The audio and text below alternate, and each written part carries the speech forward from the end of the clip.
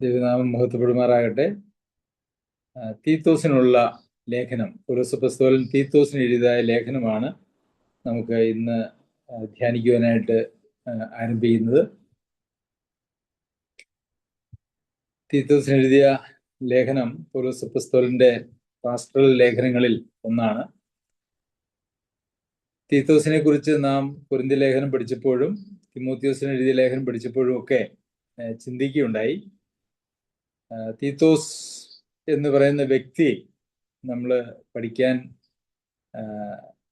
കാര്യമായി പഠിക്കാൻ ആവശ്യമുള്ള ചില പ്രത്യേകതകളുള്ള ആളാണ് എന്ന് നമുക്ക് പല വേദഭാഗങ്ങളെയും പരിശോധിച്ചാൽ നമുക്ക് മനസ്സിലാക്കുവാനായിട്ട് സാധിക്കും.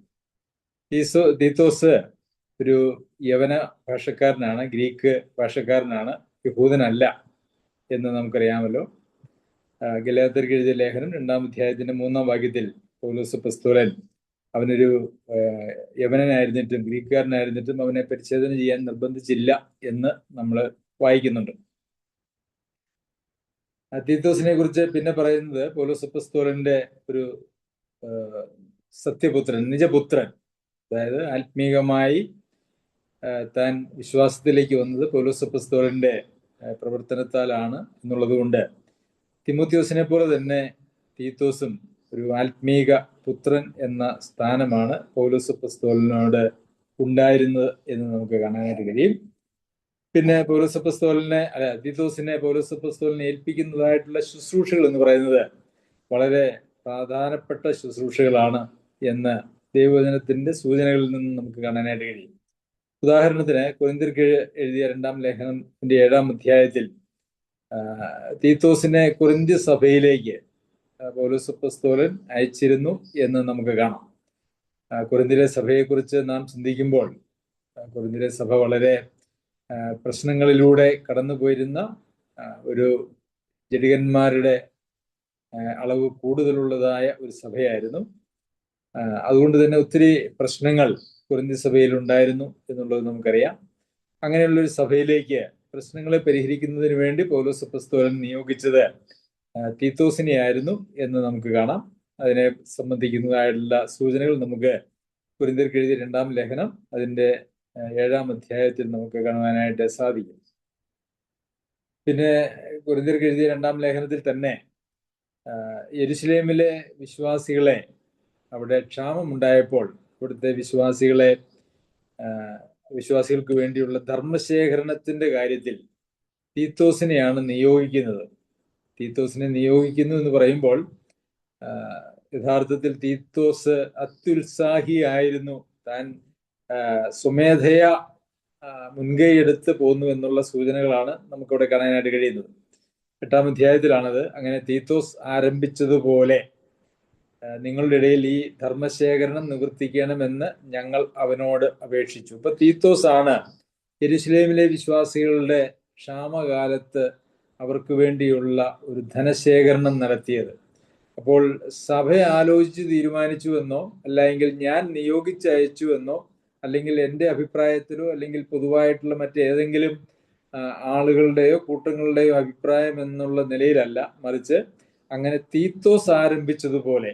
അപ്പോൾ വിശ്വാസികളുടെ ഭൗതികമായിട്ടുള്ള കാര്യങ്ങൾക്ക് വേണ്ടിയിട്ട്, പ്രശ്നങ്ങൾക്ക് വേണ്ടിയിട്ട്, അതിൻ്റെ പരിഹാരത്തിന് വേണ്ടി തീത്തോസ് വളരെ താല്പര്യത്തോടുകൂടി മുൻകൈ എടുത്ത് കാര്യങ്ങൾ ചെയ്യുന്ന ഒരാളാണ് എന്ന് നമുക്ക് അവിടെ നിന്നും കാണാനായിട്ട് സാധിക്കും.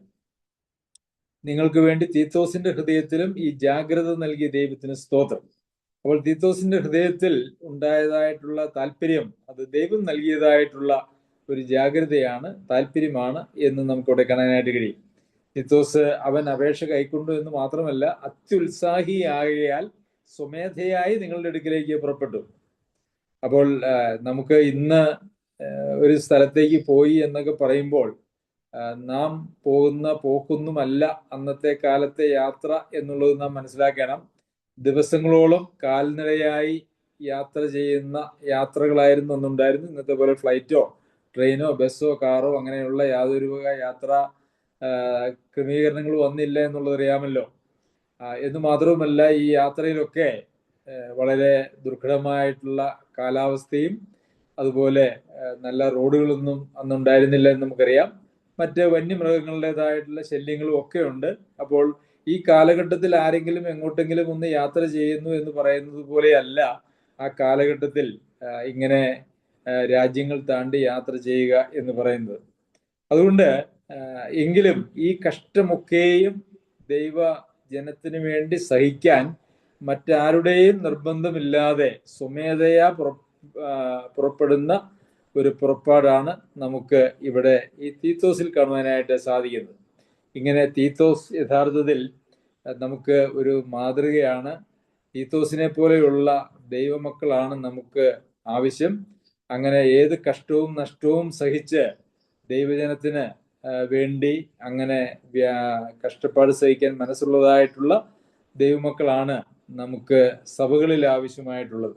അത് ദൈവം ഹൃദയത്തിൽ, തീത്തോസിന്റെ ഹൃദയത്തിലും ഈ ജാഗ്രത നൽകിയ ദൈവത്തിന് സ്തോത്രം എന്ന് നമ്മൾ വായിക്കുമ്പോൾ തീത്തോസിന്റെ ഹൃദയം ദൈവത്തിന് പ്രവർത്തിക്കാൻ കഴിയുന്ന ഒരു ഹൃദയമായിരുന്നു എന്ന് നമുക്കവിടെ കാണാനായിട്ട് സാധിക്കും. നമുക്കറിയാമല്ലോ, ദൈവാത്മാവ് നമ്മളോട് ഇടപെടുമ്പോൾ ആ ദൈവിക ശബ്ദത്തിന് ചെവി കൊടുക്കുവാൻ അല്ലെങ്കിൽ ഹൃദയം തുറന്നു കൊടുക്കുവാൻ നമുക്ക് മനസ്സായെങ്കിൽ മാത്രമേ ദൈവത്തിന് അങ്ങനെ ഒരു കാര്യം നമ്മുടെ ഹൃദയത്തിൽ നൽകുവാനോ ഒക്കെ സാധിക്കുകയുള്ളൂ. അപ്പോൾ അതുകൊണ്ട് തീത്തോസിനെ കുറിച്ച് നാം ചിന്തിക്കുമ്പോൾ താൻ ദൈവത്തിന് പ്രവർത്തിക്കാൻ കഴിയുന്ന, ദൈവത്തിന് ആലോചന പറഞ്ഞു കൊടുത്താൽ അത് കേൾക്കാൻ മനസ്സുള്ള ഒരു ഹൃദയത്തിന് ഉടമയായിരുന്നു എന്നുള്ളതും നമുക്ക് അവിടെ നിന്ന് മനസ്സിലാക്കുവാനായിട്ട് സാധിക്കും. പിന്നെ ഇവിടെ തീത്തോസിന് എഴുതിയ ലേഖനത്തിൽ നമുക്ക് കാണാൻ കഴിയുന്നത് തീത്തോസിനെ ഒരു ഭയങ്കരമായിട്ടുള്ളൊരു ഉത്തരവാദിത്വമാണ് ഏൽപ്പിക്കുന്നത്. ഒരുപക്ഷെ ഞാൻ വിചാരിക്കുന്നു പൗലോസ് അപ്പോസ്തലൻ സഭകളിൽ ശുശ്രൂഷ ചെയ്തിരുന്ന കാലത്ത് പൗലോസ് അപ്പോസ്തലൻ ചെയ്തിരുന്നത് പോലെയുള്ള ചില ഗൗരവമായിട്ടുള്ള ശുശ്രൂഷകളാണ് തീത്തോസിനെ ഏൽപ്പിക്കുന്നത്. 5-ാമത്തെ വാക്യത്തിലേക്ക് വരുമ്പോൾ, ഞാൻ ക്രേത്തയിൽ നിന്നെ വിട്ടേച്ചു പോകുന്നത് ശേഷിച്ച കാര്യങ്ങളെ ക്രമത്തിലാക്കേണ്ടതിനും ഞാൻ നിന്നോട് ആജ്ഞാപിച്ചതുപോലെ പട്ടണം തോറും മൂപ്പന്മാരെ ആക്കി വെക്കേണ്ടതിനും തന്നെ. അപ്പോൾ ക്രമപ്പെടുത്തേണ്ടതായിട്ടുള്ള ചില കാര്യങ്ങൾ ഈ ക്രേത്തയിലുള്ള സഭകളിൽ, ക്രേത്തയിൽ ഒന്നിലധികം സഭകൾ ഉണ്ടായിരുന്നു എന്ന് നമുക്ക് മനസ്സിലാക്കാം വചനത്തിന്റെ സൂചനയിൽ നിന്നും. അങ്ങനെയുള്ള സഭകളിലൊക്കെ ക്രമത്തിലാക്കേണ്ടതായിട്ടുള്ള പല കാര്യങ്ങളും ഉണ്ടായിരുന്നു. അതുപോലെ തന്നെ അവിടെയൊക്കെ മൂപ്പന്മാരെ നിയമിക്കേണ്ടതായിട്ടുള്ള ആവശ്യവും ഉണ്ടായിരുന്നു. ഈ ക്രേത്തയെ കുറിച്ച് നമ്മൾ ചിന്തിച്ചാൽ, ക്രേത്തരെ കുറിച്ച് തീത്തോസ് എഴുതിയ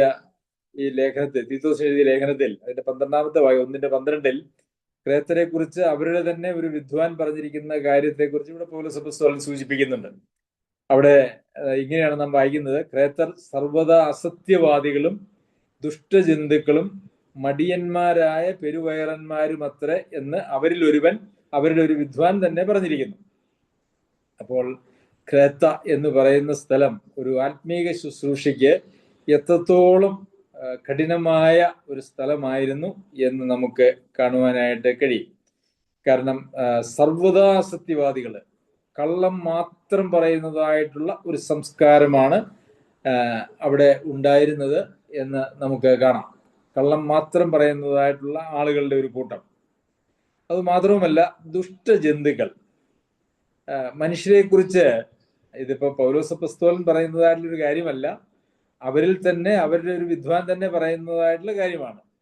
അവര് ദുഷ്ടജന്തുക്കൾ എന്ന് വിളിക്കുന്ന നിലയിൽ ഉള്ളതായ മനുഷ്യരാണ് അവര്. നമ്മൾ ദുഷ്ടജന്തുക്കൾ എന്ന് പറയുമ്പോൾ അതിൽ നമുക്ക് പെടുത്താൻ കഴിയുന്നത് സിംഹം, കടുവ, കരടി, അതല്ലെങ്കിൽ പുലി പോലെയുള്ളതായ മൃഗങ്ങളെയാണല്ലോ നമ്മൾ ദുഷ്ടജന്തുക്കൾ എന്ന് പറയുന്നത്.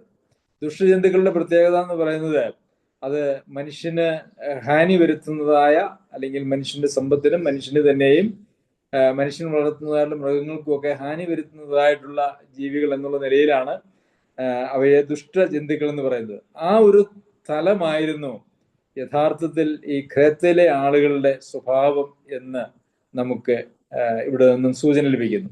അത് മാത്രവുമല്ല, മടിയന്മാരായ പെരുവയറന്മാർ. അപ്പോൾ നമുക്കറിയാമല്ലോ, ഭക്ഷണം കഴിക്കണമെങ്കിൽ അധ്വാനിക്കണം. അധ്വാനിച്ച് ആണ് നമുക്ക് ഭക്ഷണം കഴിക്കുവാനായിട്ട് അനുവാദമുള്ളത്. എന്നാൽ ഇവിടെ ഇവരെ കുറിച്ച് പറയുന്നത് അവർ അധ്വാനിക്കുകയില്ല, അവർ മടിയന്മാരായിട്ടിരിക്കും. എന്നാൽ പെരുവയറന്മാരാണ്. അതായത് ഒന്നും അധ്വാനിക്കാതെ വളരെ ഭക്ഷണം കഴിക്കുന്നതായിട്ടുള്ള ആളുകൾ, അതായത് ഭക്ഷണം കഴിക്കാൻ അർഹതയില്ലാത്തതായിട്ടുള്ള ആളുകൾ ആയിരുന്നു അവര്. അപ്പോൾ അവരെങ്ങനെയാണ് ഇങ്ങനെ പെരുവേറന്മാരായി ജീവിച്ചതെന്ന് പറഞ്ഞാൽ, ഒരു ദുഷ്ടജന്തുക്കളുടെ സ്വഭാവവും കള്ളം പറഞ്ഞുകൊണ്ടും, അല്ലെങ്കിൽ അസത്യത്തിലൂടെയും കള്ളത്തിലൂടെയും കപടതയിലൂടെയും ഒരു ദുഷ്ടജന്തുവിന്റെ സ്വഭാവത്തോടു കൂടിയുമാണ് അവര് ജോലി ചെയ്യാതെ അവരുടെ ജീവിതം നയിച്ചിരുന്നത് എന്ന് നമുക്ക് കാണാനായിട്ട് കഴിയും. അപ്പോൾ സ്വാഭാവികമായിട്ടും അങ്ങനെ ഉള്ള ഒരു സംസ്കാരത്തിൽ നിന്നും മാനസാന്തരപ്പെട്ട് വിശ്വാസത്തിലേക്ക് വരുന്നതായിട്ടുള്ള ആളുകളിലും ഈ പഴയ സ്വഭാവത്തിൻ്റെതായിട്ടുള്ള ചില ചാബല്യങ്ങൾ, അല്ലെങ്കിൽ അതിൻ്റെ മട്ട് എന്ന് നമുക്ക് പറയാം, അതിൻ്റെ സ്വാധീനം ഉണ്ടാകാനായിട്ടുള്ള എല്ലാ സാധ്യതയുമുണ്ട്. നമ്മൾ തെസ്സലോനിക്ക ലേഖനം പഠിച്ചപ്പോഴും അവിടെ ക്രമം കെട്ടവര് എന്ന് പറയുന്നുണ്ട്. ഈ ക്രമം കെട്ടവര് എന്ന് തെസ്സലോനിക്ക ലേഖനത്തിൽ പറഞ്ഞിരിക്കുന്നത് അധ്വാനിക്കാൻ മനസ്സില്ലാതെ ഉള്ള ആളുകളാണ്, അധ്വാനിക്കാതെ ജീവിക്കാൻ ശ്രമിക്കുന്ന ആളുകളെ കുറിച്ചാണ്. ഇവിടെയും ക്രമത്തിലാക്കേണ്ടതിന് എന്ന് പറയുമ്പോൾ ഒരു പക്ഷേ ഈ ഒരു കാര്യവും അതിനകത്ത് വരും. കാരണം എഴുതുന്നത് ഒരാൾ തന്നെയാണല്ലോ, പൗലോസ് അപ്പോസ്തലൻ തന്നെയാണല്ലോ.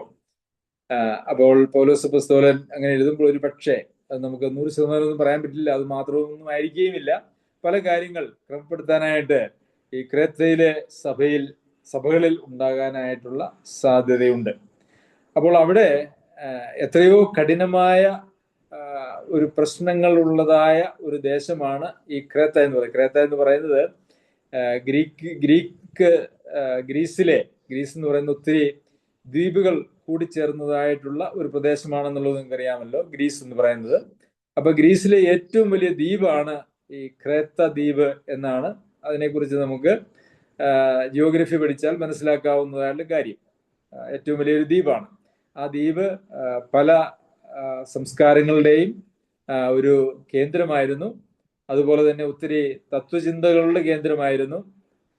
അതുമാത്രവുമല്ല, വലിയ ഒരു വ്യാപാര മേഖലയുമായിരുന്നു. അപ്പോൾ ലോകത്തിലുള്ള നാനാവിധ സംസ്കാരങ്ങൾ ഒത്തൊരുമിച്ച് കൂടിയിരുന്നതായ ഒരു സ്ഥലമാണ് ഗ്രീസ്. പ്രത്യേകിച്ച് ക്രേത്ത എന്ന് പറയുന്നതായിട്ടുള്ള ദ്വീപും ആ ഒരു ഗണത്തിൽ വരുന്നതാണ് എന്ന് നമുക്കറിയാം. അതുകൊണ്ട് തന്നെ ഈ ക്രേത്തയിലെ ആളുകളെ സംബന്ധിച്ചിടത്തോളം വിവിധ സ്ഥലങ്ങളിൽ നിന്ന് വരുന്ന ആളുകളായതുകൊണ്ട് അവരെ ചുറ്റിക്കാനും അവരെ പറഞ്ഞ് കപടത്താൽ അവരെ പറഞ്ഞ് നിയന്ത്രിക്കാനും ഒക്കെ സാധിക്കുന്ന ഒരു സാഹചര്യം അവിടെ ഉണ്ടായിരുന്നു എന്ന് നമുക്ക് കാണാനായിട്ട് കഴിയും. അപ്പോൾ വളരെ പ്രതികൂലമായിട്ടുള്ള സാഹചര്യങ്ങളിലേക്ക് ആണ് പൗലോസ് അപ്പോസ്തലൻ തീത്തോസിനെ അയക്കുന്നത്. കൊരിന്തിലെ സഭ അതിനൊരു ഉദാഹരണമാണ്. കൊരിന്തിലെ സഭയിൽ ഒത്തിരി പ്രശ്നങ്ങൾ ഉണ്ടായിരുന്നു, നമുക്കറിയാമല്ലോ. അവിടേക്ക് തീത്തോസിനെ അയച്ചു. അതുപോലെ തന്നെ ഈ ക്രേത്ത എന്ന് പറയുന്ന സ്ഥലത്തേക്കും തീത്തോസിനെ അയച്ചു എന്ന് നമുക്ക് കാണാം. അത് മാത്രവുമല്ല, തിമോത്തിയോസിന് എഴുതിയ ലേഖനം, രണ്ടാമത്തെ ലേഖനം കഴിഞ്ഞ ആഴ്ചയിൽ നാം പഠിച്ചപ്പോൾ അവിടെയും തീത്തോസ് ദൽമാത്തിക്കും പോയി എന്ന് നമ്മൾ വായിക്കുന്നുണ്ട്. പൗലോസ് അപ്പോസ്തലൻ തടവറയിലാണ്. തൻ്റെ അന്ത്യം ഒരുപക്ഷെ ഉടനെ ഉണ്ടാകുമെന്ന് വിചാരിച്ചിരിക്കുന്ന ആ സമയത്തും തീത്തോസിനെ ദൽമാത്തിക്ക് പ്രത്യേക ഒരു ദൗത്യവുമായി പൗലോസ് അപ്പോസ്തലൻ അയച്ചതാണ് എന്ന് നമുക്ക് കാണാനായിട്ട് സാധിക്കും. അപ്പോൾ തീത്തോസ് എന്ന് പറയുന്ന വ്യക്തി വളരെ ദൈവത്തിന് ഹൃദയം തുറന്നുകൊടുത്ത് ദൈവത്തിന് ഹൃദയത്തിൽ പ്രവർത്തിക്കുവാനായിട്ട് തന്നെ ഏൽപ്പിച്ചു കൊടുത്തിരുന്നതായിട്ടുള്ള ഒരു വ്യക്തിയാണ്. അതുകൊണ്ടാണ് തീത്തോസിന് ഒത്തിരി കാര്യങ്ങൾ സഭകൾക്ക് വേണ്ടി, ദൈവജനത്തിന് വേണ്ടി പൗലോസ് അപ്പോസ്തലൻ പോലെയുള്ള അപ്പോസ്തലന്മാരോട് ചേർന്ന് നിന്നുകൊണ്ട് ചെയ്യാനായിട്ട് സാധിച്ചത്. നമുക്കറിയാം, പൗലോസ് ഒരു അപ്പോസ്തലനായിരുന്നു. എന്നാൽ തീത്തോസിനെ അങ്ങനെ എന്തെങ്കിലും ഒരു അപ്പോസ്തലൻ എന്നുള്ള പേരിന് ആയിട്ടില്ല. അങ്ങനെ ഒരു പേര് തീത്തോസിനില്ല. ഒരുപക്ഷെ ഒരു സന്ദേശം കൊടുക്കുന്ന ആളെന്നുള്ള നിലയിലുള്ള ഒരു പേര് ഒരുപക്ഷെ ഉപയോഗിച്ചേക്കാമെങ്കിലും പൗലോസ് അപ്പോസ്തലനെ പോലെ ഒരു അപ്പോസ്തലനായിരുന്നില്ല തീത്തോസ്.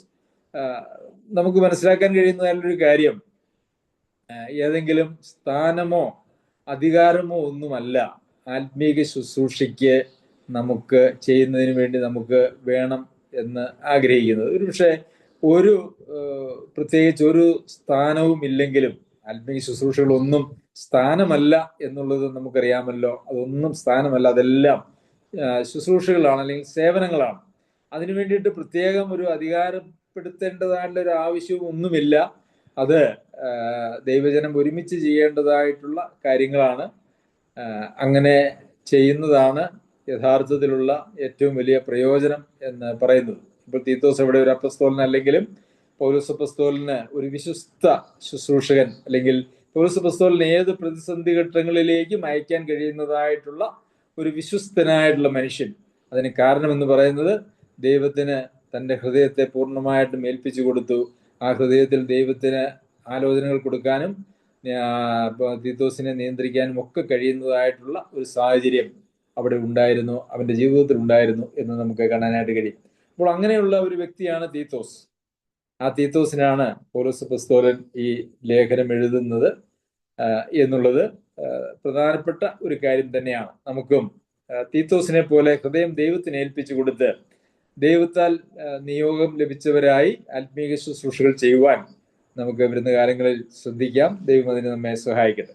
ശരി, തീത്തോസിന് എഴുതിയ ലേഖനത്തിലേക്ക് നാം വരുമ്പോൾ, നമ്മുടെ രക്ഷിതാവായ ദൈവത്തിന്റെ കൽപ്പന പ്രകാരം എന്നെ ഭരമേൽപ്പിച്ച പ്രസംഗത്താൽ, ഇവിടെയും നമുക്ക് കാണാനായിട്ട് കഴിയുന്നത് ഈ പ്രസംഗം പൗലോസ് അപ്പോസ്തലനെ ഭരമേൽപ്പിച്ചതാണ്.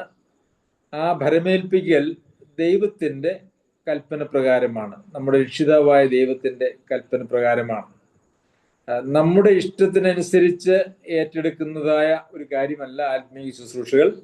അങ്ങനെ എനിക്ക് താല്പര്യമുണ്ട്, അല്ലെങ്കിൽ ഇന്ന കാര്യങ്ങൾ ചെയ്യാനായിട്ടൊക്കെ എനിക്ക് താല്പര്യമുണ്ട്, അതുകൊണ്ട് ഞാനത് ചെയ്യാം, ഞാൻ ഇത് ചെയ്യാം, അല്ലെങ്കിൽ ഇന്നതൊന്നും ഞാൻ ചെയ്യുകയില്ല എന്നുള്ളതായിട്ടുള്ള ഒരു പരിപാടി, ചിന്ത ഒരിക്കലും ദൈവമക്കൾക്ക് ശുഭമല്ലാത്ത, ഗുണകരമല്ലാത്ത, യോഗ്യമല്ലാത്തതായിട്ടുള്ള ചിന്തകളാണ്. യഥാർത്ഥത്തിൽ ദൈവത്തിന്റെ കൽപ്പന പ്രകാരം ഭരമേൽപ്പിക്കപ്പെട്ട ശുശ്രൂഷകൾ ഏതാണോ അതാണ് ദൈവമക്കൾ ചെയ്യേണ്ടത്. ഏത് ശുശ്രൂഷയ്ക്കും അതിൻ്റെതായിട്ടുള്ള മഹത്വമുണ്ട്.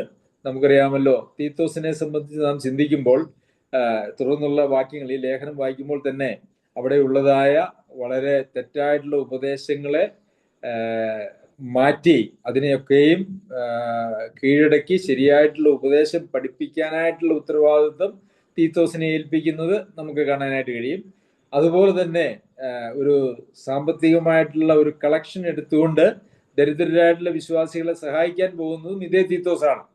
അപ്പോൾ ഭൗതിക ശുശ്രൂഷകളും ആത്മീയ ശുശ്രൂഷകളും അതുപോലെ തന്നെ ദൈവവചനത്തിന്റെ സത്യങ്ങൾ, അതിനുവേണ്ടി അസത്യ വചനത്തിന് വേണ്ടിയുള്ള പോരാട്ടം, ഇതെല്ലാം ഒരേ സമയം തീത്തോസിൽ നമുക്ക് കാണുവാനായിട്ട് സാധിക്കുന്നതാണ്.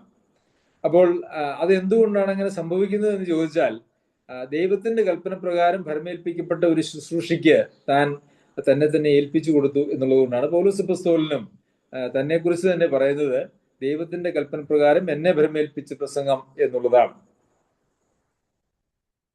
ശരി, ഭോഷ്കില്ലാത്ത ദൈവം സകല കാലത്തിനു മുമ്പേ വാഗ്ദത്തം ചെയ്ത നിത്യജീവന്റെ പ്രത്യാശ. അപ്പോൾ എന്താണ് പൗലോസ് അപ്പോസ്തലനെ ഏൽപ്പിച്ചതായിട്ടുള്ള പ്രസംഗം?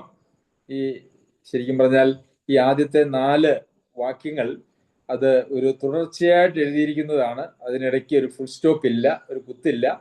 അതുകൊണ്ട് ഈ 4 വാക്യങ്ങളെ നമുക്ക് അതിനെ മുറിച്ച് പഠിക്കുവാനായിട്ട് ആവശ്യമുണ്ട്. നാം ഒരു ഒറ്റ വായന വായിച്ചാൽ നമുക്ക് അതിനകത്തൊന്നും പിടികിട്ടുകയില്ല. അപ്പോൾ പൗലോസ് അപ്പോസ്തലനെ ഏൽപ്പിച്ചതായിട്ടുള്ള പ്രസംഗം എന്താണ് എന്ന് ചോദിച്ചാൽ അത് നിത്യജീവന്റെ പ്രത്യാശയാണ്. യഥാർത്ഥത്തിൽ പൗലോസ് അപ്പോസ്തലനും ഒക്കെ പ്രസംഗിച്ചതായിട്ടുള്ള സുവിശേഷം എന്ന് പറയുന്നത് നിത്യജീവന്റെ പ്രത്യാശ, അതായത് ഒരു നിത്യമായ ദൈവത്തോടു കൂടിയുള്ള ഒരു ജീവിതത്തിന് ഒരു വഴിയുണ്ട്. കർത്താവായ യേശുക്രിസ്തു അങ്ങനെ ഒരു വഴി ഒരുക്കിയിട്ടുണ്ട് തൻ്റെ ദേഹം എന്ന തിരശീലയിലൂടെ. അതാണ് യഥാർത്ഥത്തിൽ ക്രിസ്തീയ സുവിശേഷത്തിന്റെ സന്ദേശം എന്ന് പറയുന്നത്. അത് യഥാർത്ഥത്തിൽ ഇന്ന് ആ സന്ദേശമൊക്കെ എത്രയോ മലിനപ്പെട്ടു പോയി എന്ന് നമുക്ക് കാണാനായിട്ട് കഴിയും. ഇന്ന് ദൈവം, വിശ്വാസം അല്ലെങ്കിൽ രക്ഷ എന്നൊക്കെ പറയുന്നത് ഈ നിത്യജീവന്റെ പ്രത്യാശ എന്നുള്ളതിനേക്കാൾ ഈ ലോക ജീവിതത്തിന്റെ അല്ലെങ്കിൽ നമ്മുടെ പ്രാണന്റെ സൗഖ്യം എന്നുള്ള നിലയിലാണ് ഇന്ന് ലോകത്ത് അനേകരും അതിനെക്കുറിച്ച് പ്രസംഗിക്കുന്നത് എന്ന് നമുക്ക് കാണാനായിട്ട് സാധിക്കും. എന്നാൽ പൗലോസ് അപ്പോസ്തലനെ ഭരമേൽപ്പിച്ചതായിട്ടുള്ള പ്രസംഗം എന്ന് പറയുന്നത് സകലകാലത്തിനും മുമ്പേ വാഗ്ദത്തം ചെയ്തതായിട്ടുള്ള ഒരു നിത്യജീവന്റെ പ്രത്യാശയെ കുറിച്ചാണ്. പ്രിയമുള്ളവരെ, നമുക്കും നമ്മളുടെ വിശ്വാസം ഏത് തലത്തിലേക്ക് പോകുന്നു എന്ന് നാം പരിശോധിക്കേണ്ടത് ആവശ്യമാണ്. നമ്മളുടെ വിശ്വാസം കേന്ദ്രീകരിക്കപ്പെട്ടിരിക്കുന്നത് നമ്മളുടെ ഈ ലോകത്തിലെ ജീവിതത്തെയും ജീവിത സാഹചര്യങ്ങളെയും ബന്ധപ്പെടുത്തിയാണെങ്കിൽ നാം തെറ്റിപ്പോയി. അതുമായിട്ട് ഈ പൗലോസ് അപ്പോസ്തലൻ പ്രസംഗിച്ചതായ ബൈബിളിൽ ഉൾപ്പെടുത്തിയിരിക്കുന്നതായിട്ടുള്ള സുവിശേഷത്തിന് യാതൊരു ബന്ധവുമില്ല. ഇവിടെ അന്യരും പരദേശികളുമാണെന്നും ശാശ്വതമായിട്ടുള്ളത് ഒന്നും ഇവിടെ ഇല്ലെന്നും ഈ ഭൂമിയിലുള്ളതെല്ലാം കത്തി അഴിയുവാനായിട്ടുള്ളതാണെന്നും നമ്മളുടെ പ്രത്യാശ നിത്യജീവന്റെ പ്രത്യാശയാണ് എന്നുള്ളതും ക്രിസ്തീയ ജീവിത പ്രമാണത്തിന്റെ അടിസ്ഥാനപരമായിട്ടുള്ള ഉപദേശങ്ങളാണ്. പൗലോസ് അപ്പോസ്തലൻ ഇത് വളരെ വ്യക്തമായിട്ട് ഇവിടെ പറയുന്നുണ്ട്. തന്റെ വൃദ്ധന്മാരുടെ വിശ്വാസത്തിനും ഭക്തിക്കനുസാരമായ സത്യത്തിന്റെ പരിജ്ഞാനത്തിനുമായി. അപ്പോൾ ഇവിടെ ഈ നിത്യജീവന്റെ പ്രത്യാശ എന്ന് പറഞ്ഞിട്ട് അതിന്റെ നിത്യജീവന്റെ പ്രത്യാശയിലേക്ക് നയിക്കുന്നത് എന്താണ് എന്നാണ് മൂന്നാമത്തെ വാക്യത്തിൽ നമുക്കിവിടെ കാണാനായിട്ട് കഴിയുന്നത്. എന്താണ് ആ നിത്യജീവന്റെ പ്രത്യാശയിലേക്ക് നയിക്കുന്നതായിട്ടുള്ള കാര്യം? ഒന്ന്, വിശ്വാസം. രണ്ട്, ഭക്തിക്കനുസാരമായ സത്യത്തിന്റെ പരിജ്ഞാനം. അപ്പോൾ ഇവിടെ രക്ഷിക്കപ്പെടുന്നതിന് വിശ്വാസം മാത്രം മതിയല്ലോ. കൃപയാലല്ലോ വിശ്വാസം മൂലം നിങ്ങൾ രക്ഷിക്കപ്പെട്ടിരിക്കുന്നത്. അപ്പോൾ ആളുകൾ വിശ്വാസത്തിലേക്ക് വരിക എന്നുള്ളതാണ് ഏറ്റവും പ്രാധാന്യമുള്ള ഒരു കാര്യമെന്ന് പൊതുവെ ആളുകൾ ചിന്തിക്കുന്നുണ്ട്. അത് ഏറ്റവും പ്രാധാന്യമുള്ള ഒരു കാര്യമാണ്. എന്നാൽ ആ വിശ്വാസത്തിലേക്ക് വരിക എന്നുള്ളതിനേക്കാൾ അങ്ങനെ വിശ്വാസത്തിലേക്ക് വന്ന ആളുകൾ അവരെ വിശ്വാസത്തിലേക്ക് വരുമ്പോൾ അവർക്ക് ദൈവത്തോടുള്ള ഭയഭക്തി ബഹുമാനമാണല്ലോ അവരുടെ ജീവിതത്തിൽ ഉണ്ടാവുന്നത്. അവരെ തന്നെ ദൈവേഷ്ടത്തിന് വേണ്ടി ഏൽപ്പിച്ചു കൊടുക്കുന്നതായിട്ടുള്ള ആളുകളാണ്. അവർ ദൈവഭക്തരായിട്ട് തീരുന്നു. അങ്ങനെ വിശ്വാസത്തിലേക്ക് വന്ന് ദൈവഭക്തരായി തീർന്നതായിട്ടുള്ള ആളുകൾക്ക് ആ ഭക്തിക്ക് അനുസാരമായ ഒരു സത്യത്തിന്റെ പരിജ്ഞാനമുണ്ട്. തിമോഥെയോസിന് എഴുതിയ ലേഖനത്തിലും 2 ലേഖനത്തിലും നാം അതിനെക്കുറിച്ച് വളരെ വ്യക്തമായിട്ടുള്ള കാര്യങ്ങൾ പഠിക്കുകയുണ്ടായി. സകല മനുഷ്യരും രക്ഷിക്കപ്പെടുവാനും, 1-ാമത്തെ ലേഖനത്തിൽ അതിന്റെ 2-ാം അധ്യായത്തിൽ സകല മനുഷ്യരും രക്ഷിക്കപ്പെടുവാനും സത്യത്തിന്റെ പരിജ്ഞാനത്തിലെത്തുവാനും അവൻ ഇച്ഛിക്കുന്നത് നമ്മൾ വായിക്കുകയുണ്ടായി. അപ്പോൾ ഈ സത്യത്തിന്റെ പരിജ്ഞാനത്തിലെത്തുക എന്നുള്ളത് ഒരു ദൈവ പൈതലിനെ സംബന്ധിച്ചിടത്തോളം ദൈവേഷ്ടമാണ്. അതുകൊണ്ട് തന്നെ അത് നമ്മുടെ ഓരോരുത്തരുടെയും ഇഷ്ടം അത് തന്നെ ആയിരിക്കണം. രക്ഷിക്കപ്പെട്ടു, ശരി, ഇനി ഇത് മതി, ഇനി എനിക്ക് നിത്യതയുണ്ട് എന്ന് ചിന്തിക്കുന്ന ഒരു പരിപാടി യഥാർത്ഥത്തിൽ ഇല്ല എന്നുള്ളതാണ്. സുവിശേഷം എന്ന് പറയുന്നത് പോലും ഇന്ന് ഈ രക്ഷിക്കപ്പെടുക എന്ന് പറയുന്നതായിട്ടുള്ള ആ ഒരു തലത്തിൽ കൊണ്ടുവന്ന് ഫുൾ സ്റ്റോപ്പ് ഇട്ടിരിക്കുന്ന ഒരു കാലഘട്ടമാണിത്. എന്നാൽ സുവിശേഷം എന്ന് പറയുന്നത് ഒരു മനുഷ്യന്റെ മാനസാന്തരവും രക്ഷയും അവന്റെ വിശുദ്ധീകരണവും അവന്റെ ശരീരത്തിന്റെ വീണ്ടെടുപ്പും വരെ ഉൾപ്പെടുന്നതായ ഒരു മുഴുവൻ പരിപാടിയാണ്, ദൈവിക പരിപാടിയാണ് മനുഷ്യന്റെ രക്ഷ എന്ന് പറയുന്നത് എന്ന് നമുക്കറിയാമല്ലോ. ഒരു കോളേജിൽ അഡ്മിഷൻ, ഏതെങ്കിലും ഒരു കോഴ്സിന് ഒരു കോളേജിൽ അഡ്മിഷൻ കിട്ടിക്കഴിഞ്ഞു കഴിയുമ്പോൾ ഞാൻ ആ കോഴ്സ് പാസ്സായി എന്ന് പറയുന്നത് പോലെയാണ് ഇന്ന് അനേക സഭകളിലും ദൈവമക്കൾ എന്ന് പറയുന്നതായിട്ടുള്ള ആളുകൾ അവര് ജീവിക്കുകയും ഒക്കെ ചെയ്യുന്നത്. അവരുടെ കാഴ്ചപ്പാട് അങ്ങനെയാണ്. എന്നാൽ അങ്ങനെയല്ല.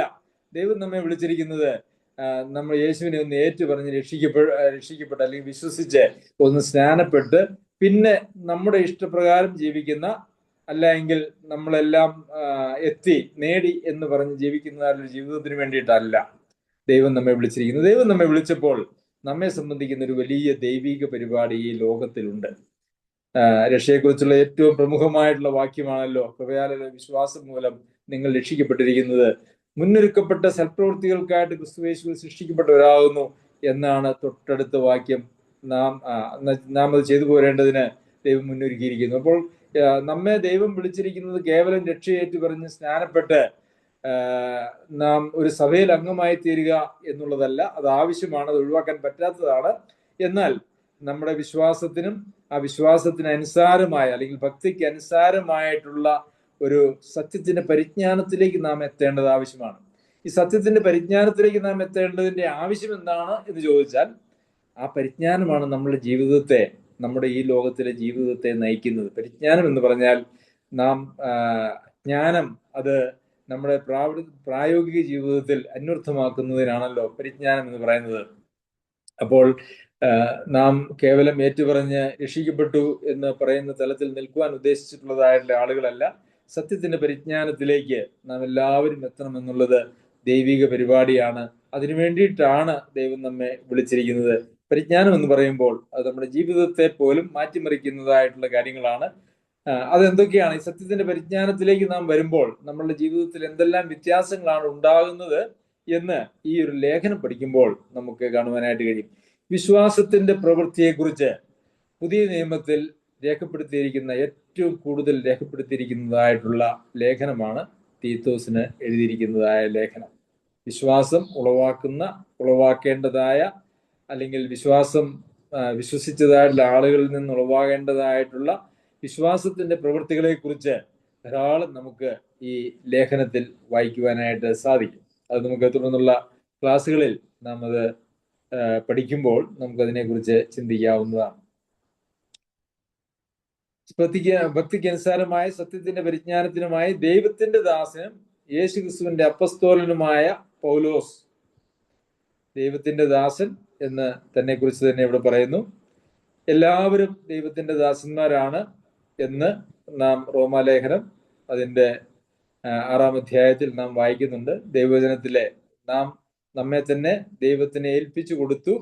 യേശു നമ്മുടെ കർത്താവാണെങ്കിൽ, ദൈവം നമ്മുടെ പിതാവാണെങ്കിൽ നാം ദൈവത്തിന് ദാസന്മാരാണ്. കർത്താവിന്റെ ദാസൻ, ദൈവത്തിന്റെ ദാസൻ എന്നൊക്കെ നാം പറയുമ്പോൾ പൊതുവെ ആത്മീയ ശുശ്രൂഷ രംഗത്തുള്ളവരെ കുറിച്ചാണ് പൊതുവെ അങ്ങനെ പറയാറ്. എന്നാൽ വചനപ്രകാരം അത് ശരിയാണ്. എന്നാൽ അത് പൂർണ്ണമായും ശരിയല്ല. ദൈവത്തിന് തങ്ങളെ തന്നെ ഏൽപ്പിച്ചിരിക്കുന്നതായിട്ടുള്ള എല്ലാ ആളുകളും ദൈവത്തിന്റെ ദാസന്മാരാണ്. എന്റെ നുകം ഏറ്റുകൊണ്ട് എന്നോട് പഠിപ്പിനെന്നാണല്ലോ കർത്താവ് പറഞ്ഞത്. കർത്താവിന്റെ നുകം നമ്മുടെ കഴുത്തിലുണ്ടെങ്കിൽ നമ്മൾ ദാസന്മാർ തന്നെയാണ്. എല്ലാവർക്കും കർത്താവിന് നാം ദാസന്മാരാണ്, എല്ലാവരും ദാസന്മാരാണ് എന്നുള്ളത് നാം ഓർക്കണം. അതുപോലെ തന്നെ യേശുക്രിസ്തുവിന്റെ അപ്പസ്തോലൻ എന്ന് പറയുന്നത് കൊണ്ട് ഉദ്ദേശിച്ചിരിക്കുന്നത് ദൈവികമായിട്ടുള്ള വെളിപ്പാടുകൾ പ്രാപിച്ച് ആ വെളിപ്പാടുകൾ ദൈവ സഭയ്ക്ക് നൽകുന്ന ആ ഒരു ഉത്തരവാദിത്വം ഭരമേൽപ്പിച്ചിരിക്കുന്നു എന്നുള്ളത് കൊണ്ടാണ് ഇവിടെ അപ്പസ്തോലൻ എന്ന് പറയുന്നതായിട്ടുള്ള വാക്ക് ഉപയോഗിച്ചിരിക്കുന്നതെന്ന് നമുക്ക് കാണാനായിട്ട് സാധിക്കും. പൊതുവിശ്വാസത്തിൽ നിജപുത്രനായ തീത്തോസിന് എഴുതുന്നത്. തിമോത്തിയോസിനെ കുറിച്ച് എഴുതുമ്പോഴും ഈ നിജപുത്രൻ എന്നുള്ളതായ വാക്ക് പൗലോസ് അപ്പോസ്തലൻ ഉപയോഗിക്കുന്നുണ്ട്.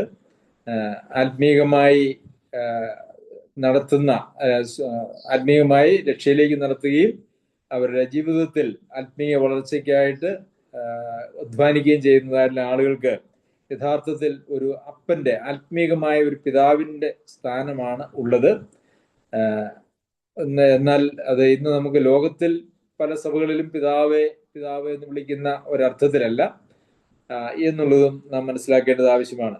ഒരു പിതാവ്, ഒരപ്പൻ മക്കൾക്ക് വേണ്ടി കരുതുകയും മക്കളെ സ്നേഹിക്കുകയും അതുപോലെ തന്നെ മക്കളെ പ്രബോധിപ്പിക്കുകയും ശിക്ഷിക്കുകയും ശാസിക്കുകയും ഒക്കെ ചെയ്യുന്നതായിട്ടുള്ള ഒരു പങ്ക് അല്ലെങ്കിൽ ഒരു ഉത്തരവാദിത്വം ആത്മീയമായിട്ടുള്ള പിതാക്കന്മാർക്കുമുണ്ട്.